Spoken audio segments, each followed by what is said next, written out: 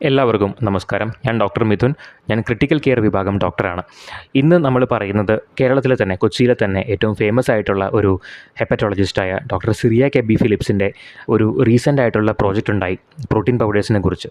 Citizens protein project എന്നാണ് അതിൻ്റെ പേര്.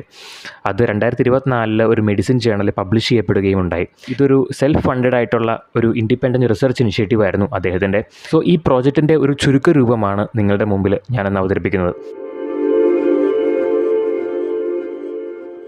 എന്തൊക്കെയാണ് അതിൽ നിന്ന് അദ്ദേഹത്തിന് മനസ്സിലായ കൺക്ലൂഷൻസ്, ഒരുപാട് പ്രോട്ടീൻ യൂസ് ചെയ്യുന്ന നമ്മുടെ കൺസ്യൂമേഴ്സ് മനസ്സിലാക്കേണ്ട കുറേ കാര്യങ്ങളും ആണ് ഞാനിന്ന് അവതരിപ്പിക്കുന്നത്. സോ അദ്ദേഹത്തിൻ്റെ സ്റ്റഡിയുടെ ലക്ഷ്യം എന്തായിരുന്നു എന്ന് വെച്ചിട്ടുണ്ടെങ്കിൽ, പ്രോട്ടീൻ പൗഡറിൽ ലേബൽ ചെയ്തിരിക്കുന്ന പ്രോട്ടീൻ്റെ അളവ് തന്നെയാണോ അതിൽ അടങ്ങിയിരിക്കുന്നത്, ഒന്നാമത്തത്. രണ്ടാമത്തെ കാര്യം, വേറെ ഏതെങ്കിലും ഹെവി മെറ്റൽസോ പെസ്റ്റിസൈഡ്സോ ടോക്സിൻസോ അടങ്ങിയിട്ടുണ്ടോ.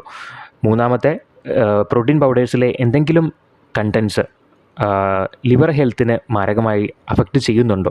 ഇത് മൂന്നുമായിരുന്നു അദ്ദേഹത്തിൻ്റെ ഈ സ്റ്റഡിയുടെ ലക്ഷ്യം എന്ന് പറയുന്നത്. മുഴുവനായിട്ട് 36 പ്രോട്ടീൻ ബ്രാൻഡുകളാണ് അദ്ദേഹം ടെസ്റ്റ് ചെയ്തത്.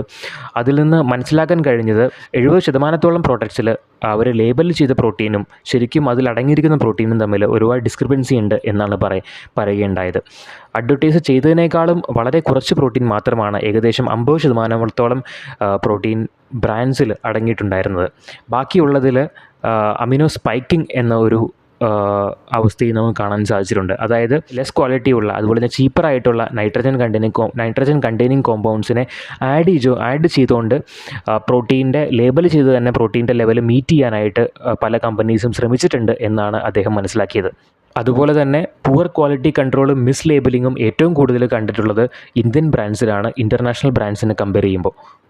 ഇതിൻ്റെ ഒരു പെർസെൻറ്റേജ് കണക്കിലേക്ക് വരുമ്പോൾ 14% പ്രോട്ടീൻ പൗഡേഴ്സിൽ അഫ്ലാടോക്സിൻസ് കണ്ടെത്തി എന്നാണ് അദ്ദേഹം പറയുന്നത്. ടോക്സിക് ആയിട്ടുള്ള ഫംഗൽ മെറ്റബോളൈറ്റ്സ് ആണ്.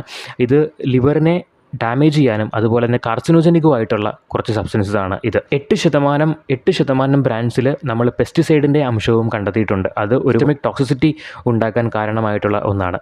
പിന്നെ ഹെവി മെറ്റൽസ് ആയിട്ടുള്ള ലെഡും ആർസനിക്കും കണ്ടെത്തിയിട്ടുണ്ട് പല പ്രോട്ടീൻ ബ്രാൻഡ്സിൽ നിന്നും. അതുപോലെ തന്നെ ലിവറിന് ഡാമേജ് ചെയ്യുന്ന ഹെപ്പാറ്റോക്സിക് ആയിട്ടുള്ള ഹെർബൽ എക്സ്ട്രാക്ട്സ് നമ്മൾ പ്രോട്ടീൻ പൗഡറിൽ കണ്ടെത്തി. അതായത് ഗ്രീൻ ടീ എക്സ്ട്രാക്റ്റ്, അല്ലെങ്കിൽ ടർമറിക്, അല്ലെങ്കിൽ അശ്വഗന്ധ, ഗർസിനിയ കമ്പോജിയ പോലുള്ള ഹെർബൽ എക്സ്ട്രാക്റ്റ് നമ്മൾ പൗഡറുകളിൽ നിന്നും കണ്ടെത്തി എന്നാണ് അദ്ദേഹത്തിൻ്റെ വിശദീകരണം. പിന്നെ മറ്റൊരു കൺക്ലൂഷൻ എന്ന് പറയുകയാണെങ്കിൽ, ഇൻ്റർനാഷണൽ ബ്രാൻഡ്സായിട്ട് കമ്പയർ ചെയ്യുമ്പോൾ നമ്മുടെ ഇന്ത്യൻ ബ്രാൻഡ്സാണ് കുറച്ച് ഇൻഫീരിയർ ക്വാളിറ്റി നിന്നിരുന്നത്. അതായത് അവരുടെ ക്വാളിറ്റി കൺട്രോൾ ആണെങ്കിലും അതുപോലെ തന്നെ ലേബൽ ചെയ്തത് വളരെ ആക്യുറേറ്റ് ആണ്. അതുപോലെ തന്നെ പ്രോഡക്റ്റ് ക്വാളിറ്റിയും അവർ കൺസിസ്റ്റൻ്റ് ആയിട്ട് മെയിൻറ്റെയിൻ ചെയ്യുന്നില്ല എന്നാണ് മനസ്സിലാക്കാൻ കഴിഞ്ഞത്. അപ്പോൾ ഈ പ്രോജക്റ്റിൽ നിന്ന് നമ്മൾ മനസ്സിലാക്കേണ്ട കുറച്ച് കാര്യങ്ങൾ എന്ന് വെച്ചിട്ടുണ്ടെങ്കിൽ, പ്രോപ്പറായിട്ട് തേർഡ് പാർട്ടി ടെസ്റ്റിംഗ് ഉള്ള ഒരു പ്രോട്ടീൻ സപ്ലിമെൻറ്റ് വാങ്ങുക. അതുപോലെ തന്നെ ഇൻ്റർനാഷണൽ ബ്രാൻഡ്സ് തിരഞ്ഞെടുക്കാൻ ശ്രമിക്കുക.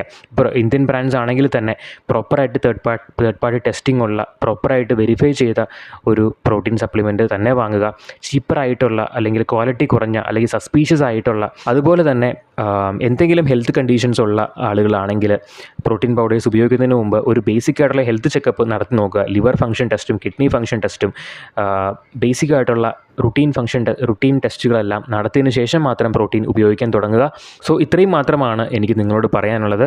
അദ്ദേഹത്തിൻ്റെ സ്റ്റഡി അനുസരിച്ച് അദ്ദേഹം പറഞ്ഞത് 1.5 gram per kg per body weight of മുകളിൽ ഒരു പ്രോട്ടീൻ കൺസപ്ഷൻ വലിയ ഗുണമൊന്നും ചെയ്തിട്ടില്ല എന്നാണ് അദ്ദേഹത്തിൻ്റെ സ്റ്റഡിയിൽ പറയുന്നത്.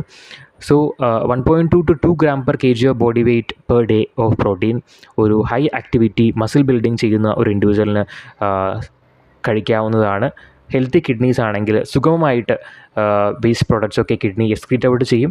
പ്രോപ്പറായിട്ട് ഹൈഡ്രേഷനും ഡയറ്റും നല്ലതാണെങ്കിൽ ഹെൽത്തി കിഡ്നീസിന് ഒരുപാട് പ്രോട്ടീൻ കഴിച്ചാലും വരുന്ന വേസ്റ്റ് പ്രോഡക്ട്സ് എക്സ്ക്രീറ്റ് ഔട്ട് ചെയ്യാൻ സാധിക്കുന്നതാണ്. സോ ഇത്രയും പറഞ്ഞുകൊണ്ട് ഞാൻ എൻ്റെ വീഡിയോ നിർത്തുകയാണ്. എന്തെങ്കിലും തരത്തിലുള്ള ഒരു ഹെൽത്ത് അവെയർനെസ് നിങ്ങൾക്ക് കിട്ടി എന്ന് ഞാൻ വിചാരിക്കുന്നു. അടുത്ത വീഡിയോയിൽ പുതിയ ഫിറ്റ്നസ് ടിപ്സുമായി നമുക്ക് വീണ്ടും കാണാം. അതുവരെ എല്ലാവർക്കും നമസ്കാരം.